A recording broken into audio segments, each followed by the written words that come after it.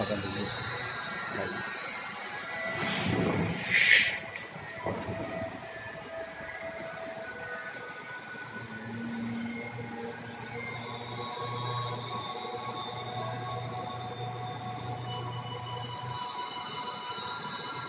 ज़्यादा गर्म तो नहीं है अम्मा?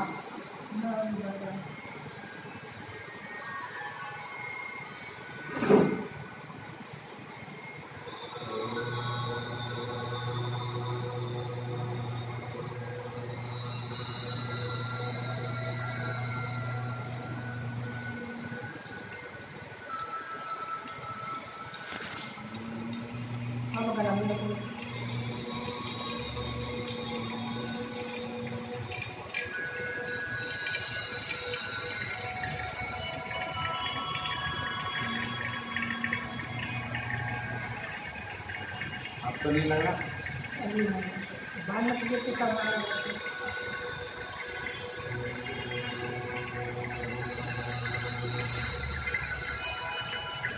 शिरोधारा, शिरोधारा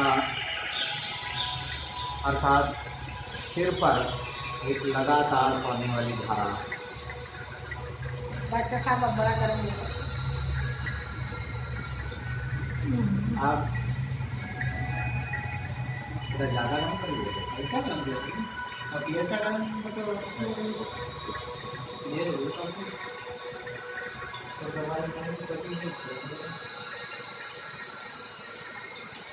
हम आपको नहीं लग रहा ज़्यादा?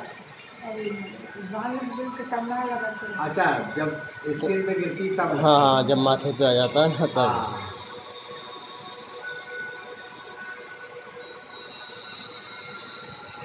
इसमें खास बात यही है कि कांस्टेंट अगर औषधीय धारा गिरती है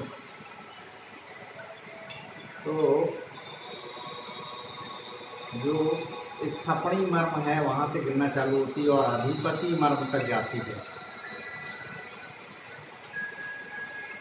और विभिन्न प्रकार के औषध द्रव्यों से, जैसे घी, धृति, स्मृति बढ़ाने के लिए शंखपुष्टि, बचा, जटामांसी, कूष्मांड, अश्वगंधा आदि मेथे और नरवाइन द्रव्यों का, खासतौर से वला की जड़ का, अश्वगंधा वाला, लाक्षादि, क्षीर वाला और त्रिफलादि और सहचरादि आदि तेलों का मिश्रण। इससे उन्माद है, डिप्रेशन है या कोई ब्रेन के अंदर कोई एनोमली हो रही है, तो चाहे नर्वस सप्लाई में डिफेक्ट आ रहा हो या फिर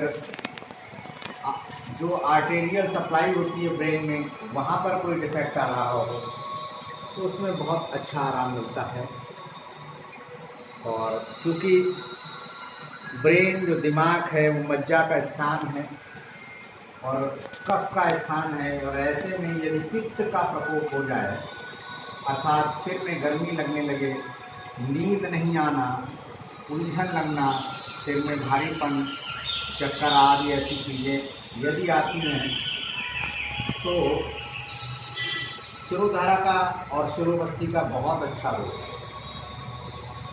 लगातार जो धार सिर पर गिरती है,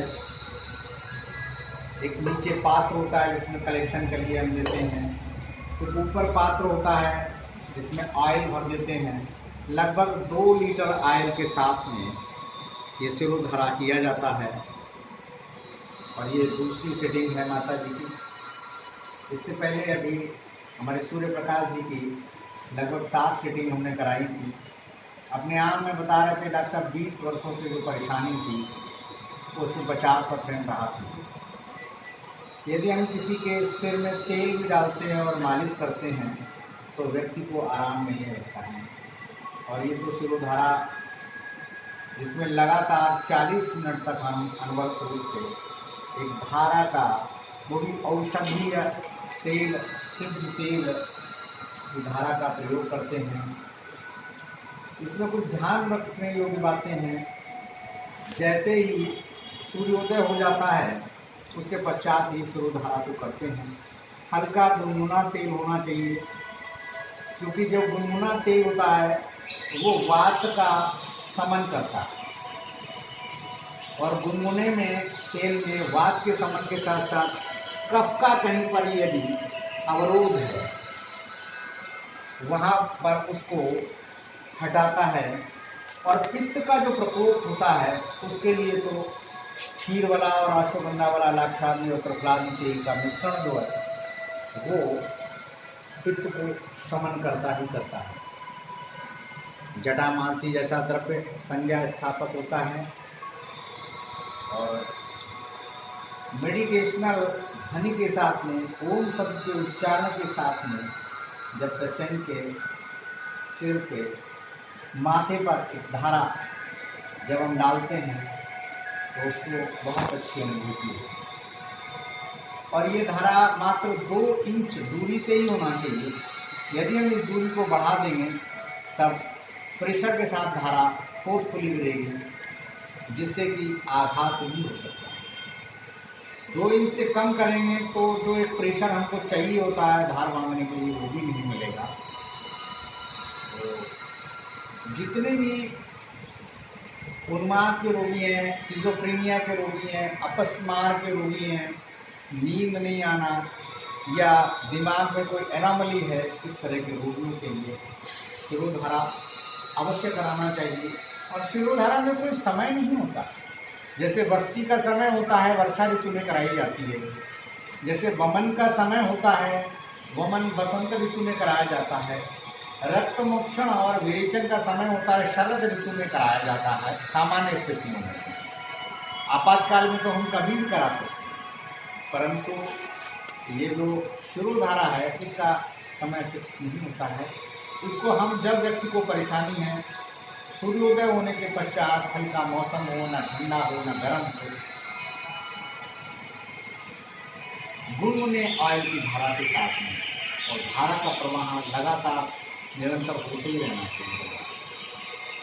क्योंकि गुनगुना ऑयल था तो अभी थोड़ा सा धारा को कम कर रखा था, अब धार को मोटा किया है।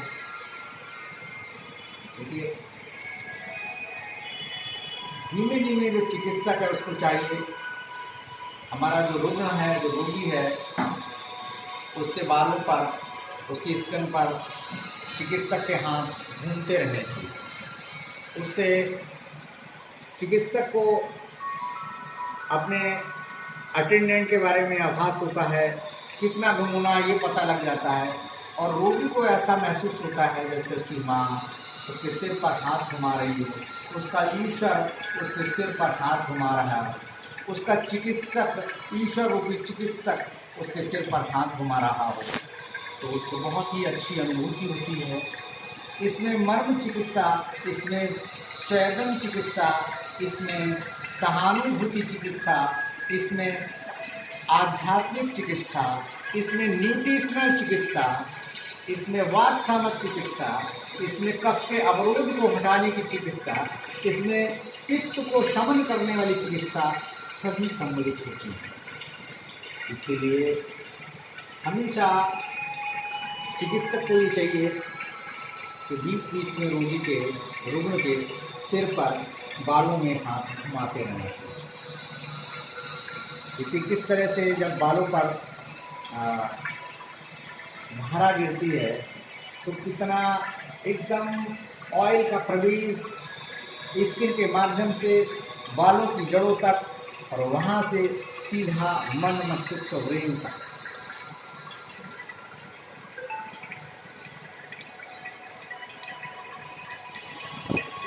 लगातार पेंडुलम की तरह धार को दाएं से बाएं तक, जहाँ पर भी धार गिरती है, देखिए थोड़ा नज़दीक से, वहाँ पर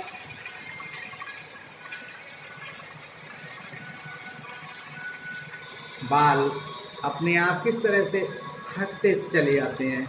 जब हम पिक्चरों में देखते हैं तो ये क्रिया कितनी अच्छी लगती है, तो वास्तविकता में ये अनुभूति कराती है ईश्वरीय आनंद की, ईश्वरीय प्राप्ति की, और हमारे सारे मानसिक रोगों का हरण होता है, रज और तम शांत होता है और सत्व प्रबल होता है। तो ऐसी चिकित्सा जिसके माध्यम से स्नेह, पोषण, ब्रेन का भी वृद्धि और स्मृति आदि सभी चीज़ों का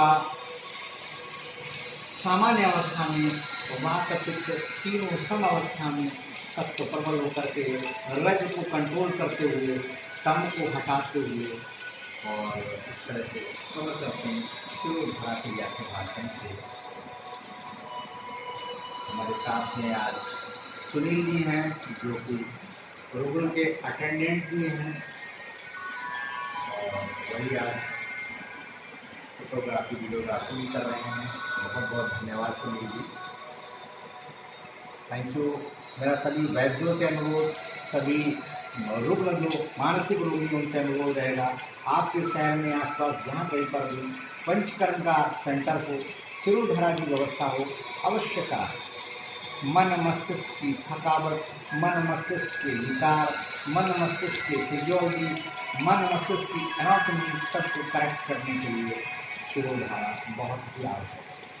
नमस्कार, जय हिंद, जय भारत, जय आयुर्वेद। मैं वैद्य प्रमोद मिश्रा, केलहर, शाहजहाँपुर, उत्तर प्रदेश से। अधिक जानकारी के लिए संपर्क कर सकते हैं 7007216775। थैंक यू, नमस्कार।